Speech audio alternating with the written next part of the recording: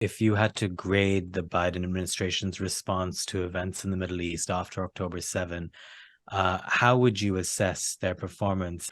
I think, first of all, the American posture here of essentially, a full embrace of Israel, increased military aid while they're prosecuting a war, primarily a war where civilians are suffering enormously, and this is all happening in full view of the rest of the world. I think this has been enormously damaging to the American image in the world. As a number of people have pointed out, the sort of contrast between our response in Ukraine and our response in Gaza is not lost on others.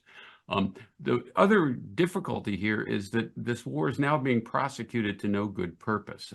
There's little chance that Israel is going to wipe out Hamas, or if it does manage to deal with Hamas, there will be another resistance movement that will emerge. You're not going to be able to expunge the Palestinian desire for their own state by bombing civilians.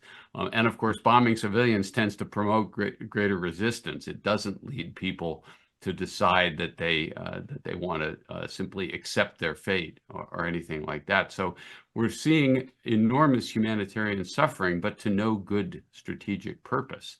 And when this is finally over, of course, we're going to still be left with the larger political problem of how the 7.5 million Palestinians and the 7.5 million Jewish Israelis are going to share or coexist within essentially the same territory.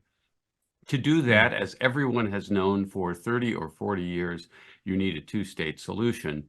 And in order to get a two-state solution, you would need a sea change in U.S. policy where the United States put pressure on both sides, and a lot of pressure on both sides to get a deal that involves, of course, a rebuilt Palestinian Authority, something, of course, that the Netanyahu government opposes.